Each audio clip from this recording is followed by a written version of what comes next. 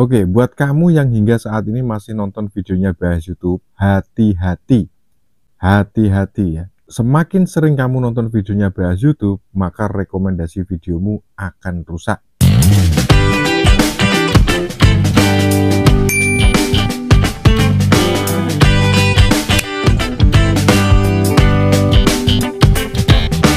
Assalamualaikum warahmatullahi wabarakatuh. Terima kasih buat kalian yang sudah setia bersama Bahas YouTube ya.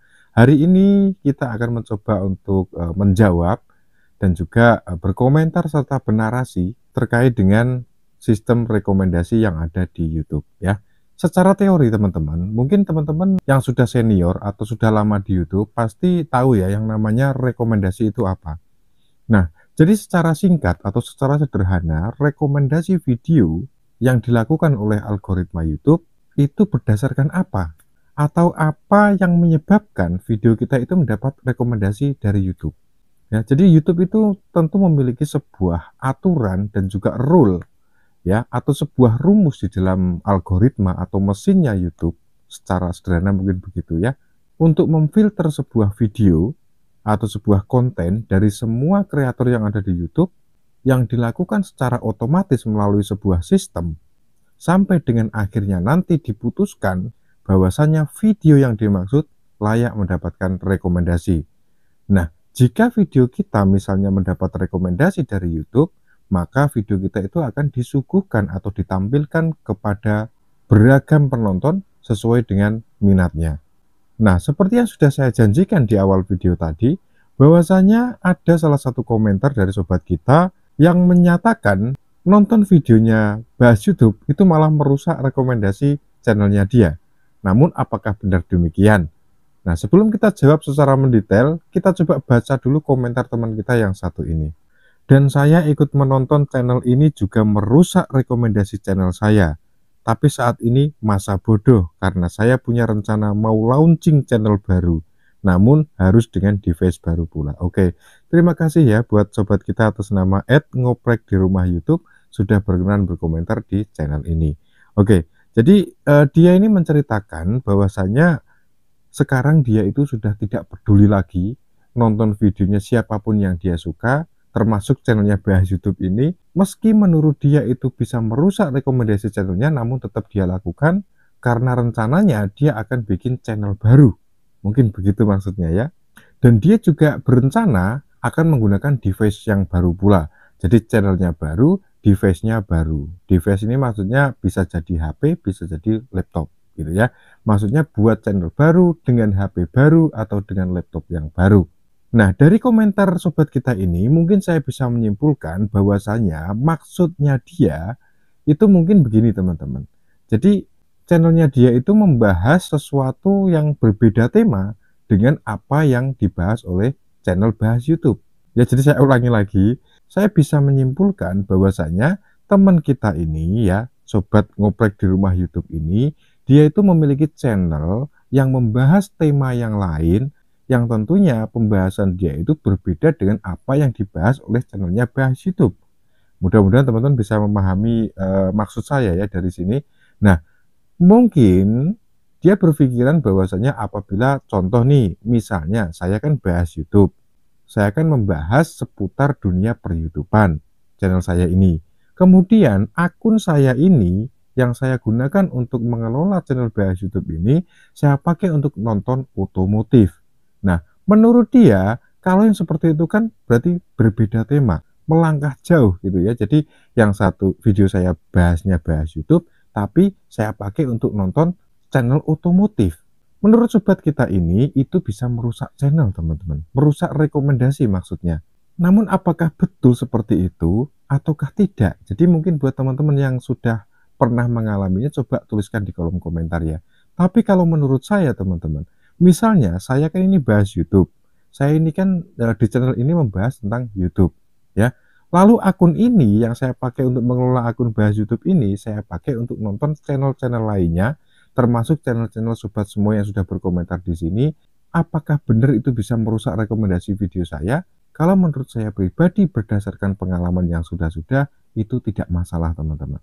Jadi saya ini mau subscribe channelnya siapapun, kemudian menonton videonya siapapun, itu menurut saya itu tidak berpengaruh teman-teman.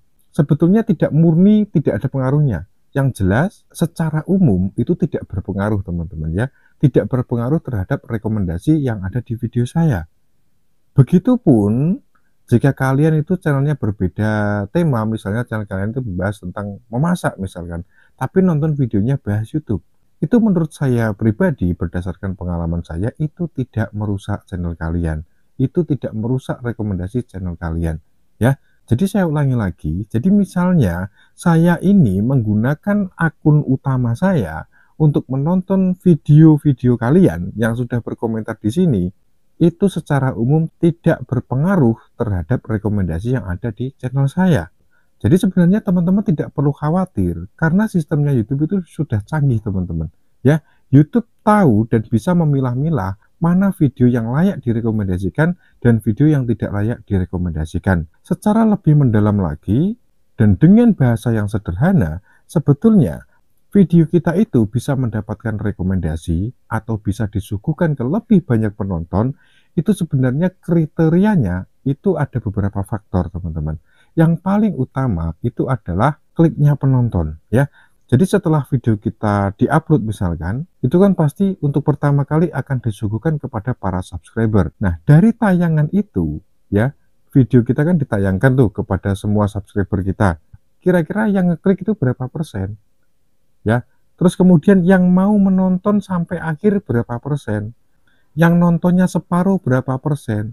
Yang mau nge-share berapa persen? Begitupun setelahnya, ketika video kita disuguhkan kepada penonton umum, artinya penonton yang tidak subscribe ke channel kita, atau video kita itu ditampilkan atau disuguhkan kepada khalayak umum yang bukan subscriber kita, itu oleh YouTube juga akan dicatat berapa persenkah yang mau ngeklik, berapa persenkah yang nonton sampai akhir, berapa persenkah yang mau subscribe, berapa persenkah yang menonton di bawah 1 menit atau mungkin hitungan detik aja.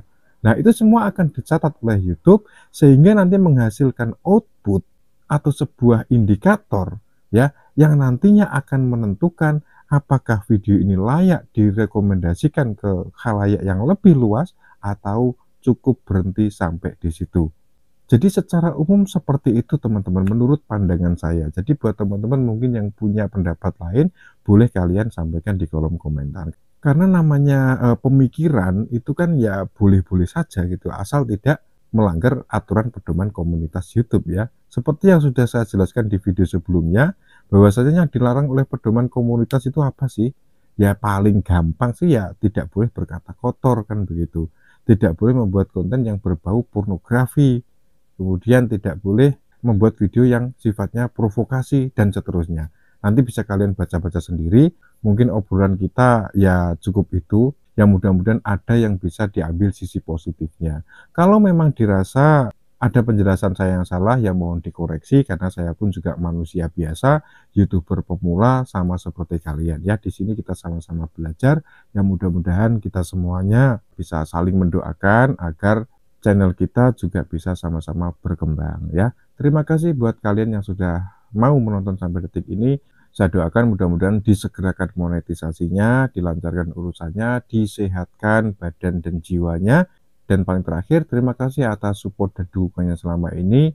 Yang mudah-mudahan itu menjadi amal yang baik buat kalian semuanya. Sampai jumpa di video selanjutnya dan semoga sukses.